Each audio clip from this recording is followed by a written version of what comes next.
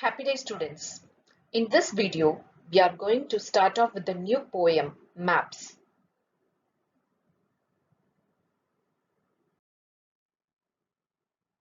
Poem Maps was written by Dorothy Brown Thompson.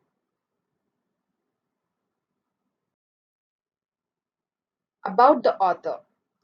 Dorothy Brown Thompson was an American writer.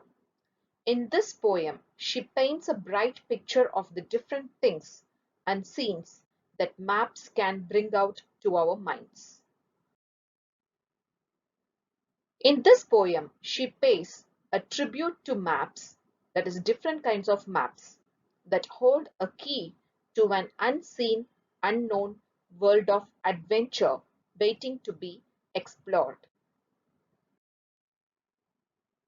This way, she shows how something that looks simple and humble like a map can be powerful and exciting.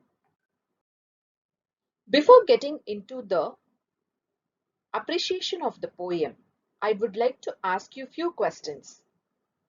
Do you think maps are connected only with geography and history? Definitely not. Maps are not only connected with geography and history, right? If so, where else do you find maps? We always come across different kinds of maps like road map, train map, weather map, etc. Right? So, have you or your parents used a road map to find a place? Definitely, we people are using road maps to find the places, right? Say, for example, Google Maps. If you want to explore a place or if you are visiting a new place, definitely we seek the help of Google Maps, right? With this idea, we are moving on to the poem Maps written by Dorothy Brown Thompson. Here, I'm going to read out the poem first, then I'm going to give the explanation for the poem. Let's read together. High adventure and bright dream, maps are mightier than they seem.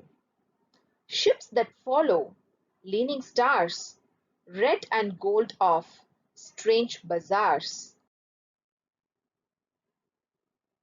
Ice flows, head, beyond all knowing, plains that ride, where winds are blowing.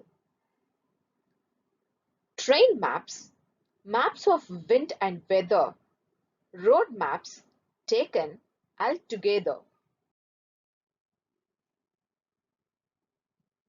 Maps are really magic wands for homestaying vagabonds. Let's get into the explanation of the poem. The speaker talks about the thrill that maps can offer to travelers. They help ships to sail to far off lands, leading them to places that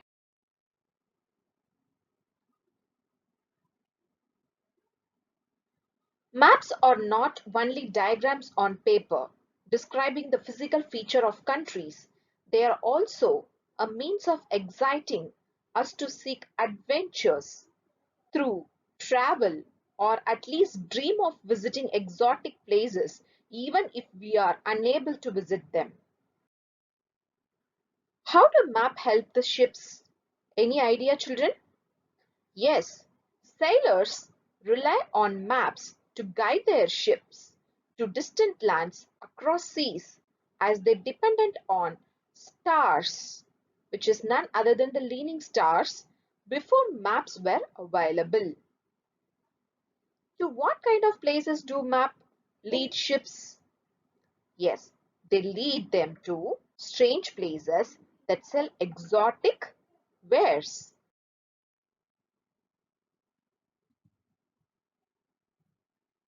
The line red and gold of strange bazaars use three words.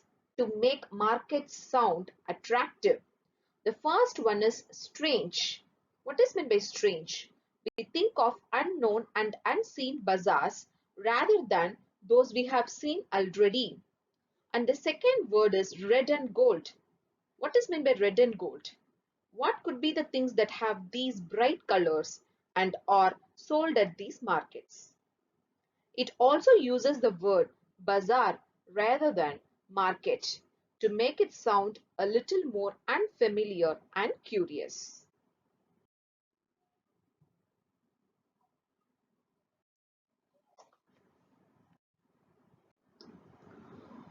Which other kinds of maps does the poet mention here? Maps for train travel routes, road maps to drive from one place to another place, and maps about the weather and maps about the train. Why does the poet compare maps to magic wands? A person looking at maps at home can be transported in their imagination to distant lands as if by magic. So in this way, maps are compared to magic wands. What are the learning outcomes of this poem? Here, in this poem, we can express the joys of an armchair traveler. What is meant by armchair traveler? Armchair traveler is none other than someone who finds out what a place or location is like by watching travel programs on television, looking at internet websites about travel, or reading books about travel. And here we listed the different kinds of maps. What are the different kinds of maps that we have seen? Yes, road map, weather map, train map, and the maps related to ships and planes. I hope this video is helpful to you all to learn the explanation of this poem, Maps, written by Dorothy Brown Thompson. Thank you, students. Have a good day.